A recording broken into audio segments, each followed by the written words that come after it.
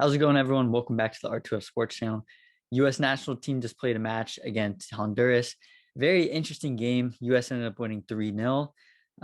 Overall, it was very sloppy, definitely due to the weather.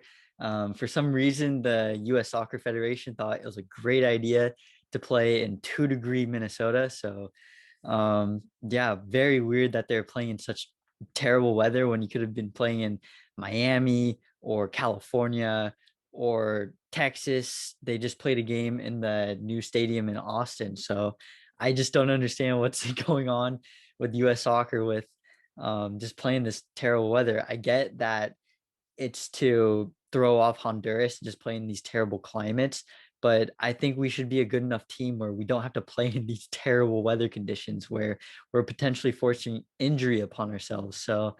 Not a fan of that decision, but I get why we did it, just to throw something out there just to maybe screw over Honduras.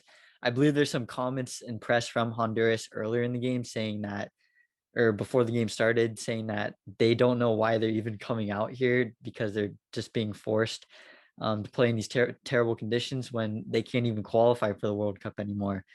So, yeah, very interesting that this game just happened in these conditions. I can't believe it.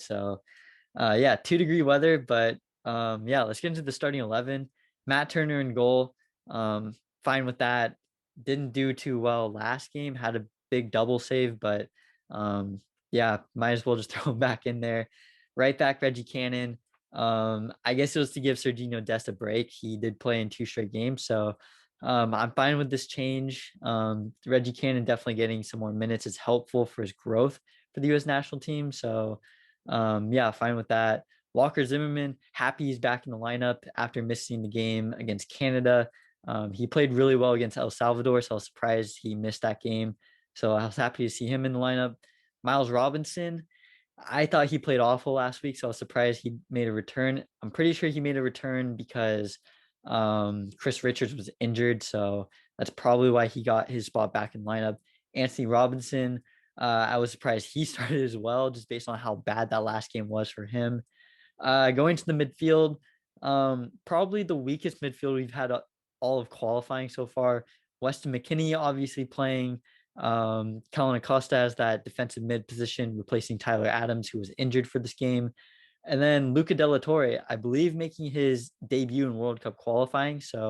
Definitely a weaker midfield than what we normally play. So I was definitely interested seeing how those three would play together. For a front three, Ricardo Pepi finally makes a start up top, something I've been waiting for the whole time. I'm surprised this is his first game starting. Greg, for whatever reason, just loves having Gyasi Zardes in the lineup. So very surprised that Pepi actually started. So very happy about that. Tim Weah starting right wing. I love Tim Weah. I think he's a great player. Brings a lot of forward momentum for our team, especially some runs that aren't just direct straight runs. So Jordan Moore starting left wing. Very strange to me. I wonder why he's just starting over Pulisic.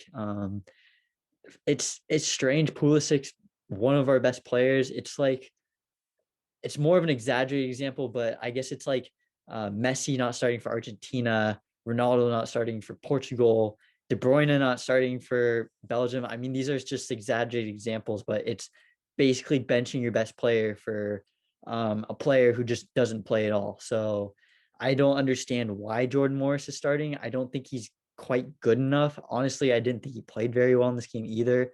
So yeah, that's the starting 11. Some places I wasn't the biggest fan of, but yeah, overall, not the happiest with the lineup, but I mean, you're playing Honduras. It's basically a guaranteed win. So getting into the game, US got off to a very hot start. Set pieces, I think, was just a huge differential in this. US throughout World Cup qualifying hasn't scored a single set piece goal. In this game, they scored 3 set piece goals. Either that speaks to maybe Greg came up with a play or something, which I highly doubt, or Honduras is just that bad at defending set pieces. I don't know what it is and how it took us 11 games to finally score a set piece goal, especially when we have a lot of players who are really good in the air, like Weston McKennie, Miles Robinson's decent in the air. Walker Zimmerman's good in the air. So I'm just surprised it's taken us this long to actually score a goal from a set piece. So Weston McKennie scores a goal very early. Kellen Acosta on the delivering end of all three of these goals. He had a very good game, I thought, set up a lot of chances, created a lot of chances for the US. I was very surprised by how well he actually played in this game. So a little later in the game, Walker Zimmerman kind of pushes the guy off. I don't know. I think it was clean and it should have definitely counted as a goal, but I can definitely see the discrepancy of why someone would say VAR should rule that out. So little bit of controversial goal there in the 37th minute. So yeah, that was the first half. A lot of dispossessed balls from Honduras. It just you could tell they just didn't want to be there. It was kind of sad just watching them.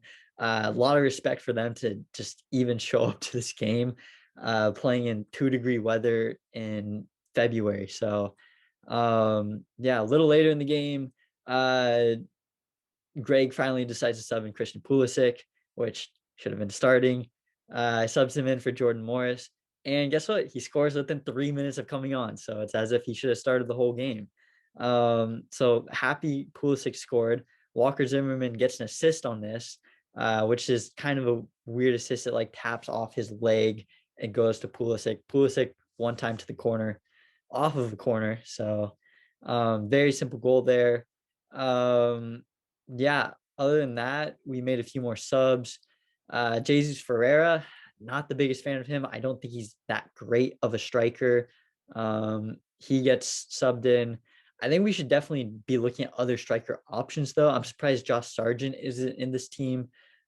He's in pretty good form for Norwich right now, so I'm surprised he wasn't even given a chance in this U.S. national team roster. So that was kind of weird to me. I believe Daryl DK is injured currently, so I think he definitely should have a place over Ferreira as well.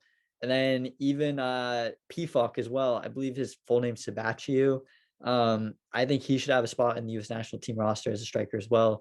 He's balling out for young boys in Switzerland, so he's definitely a good player that I think should get consideration for the team. That I'm surprised he doesn't get any consideration at all for the U.S. national team anymore. Other sub, we have Brendan Aronson came on, and I thought he was electric when he came on. He looked fantastic. So I think he's a great player for Salzburg and for the US. So I'm happy he made somewhat of an impact when he came on. He created a couple chances, so definitely happy with his performance. The other sub, Christian Roldan, subbed on for Weston McKennie. This sub kind of seemed like a joke, honestly. um, yeah, I don't know what to say about Christian Roldan. I don't think he's a very good player. I don't think he has a spot in the national team. And yeah, very interesting that he got the minutes that he got in this game, even though it was only 6 minutes. Um, yeah, that was basically the game. The only other comment I have on this game is that Gregg Berhalter, midway through the game, I think it was like the 85th minute or something, uh, turns around to the crowd and takes a photo with the fans. What are you doing, Gregg? The game's still going on. So I'm just shocked by that. I don't think I've ever seen a manager do that ever in a game before. So there's probably been a situation where a manager's done that, but that's just kind of embarrassing if you ask me, that you're not paying full attention to the game. Um, yeah, I just it was an interesting game, 3-0. Definitely expected result. The betting line for this game was US -2. So US was definitely the favorite coming into this game. So I'm not surprised by this result. Does it make me happy with Gregg? No, I think he still should be have his name out there. Yes, he's a good player coach and recruiter for the US. He's recruited some great players like Musa, but it's Honduras. I'd like to see him play at Mexico and just see if we improve on our tactics. I believe they play March 24th. So I'll definitely be doing coverage for that game for post match. And yeah, looking forward to some more US national games where we get to just rip on Gregg Berhalter some more. So thank you guys for watching.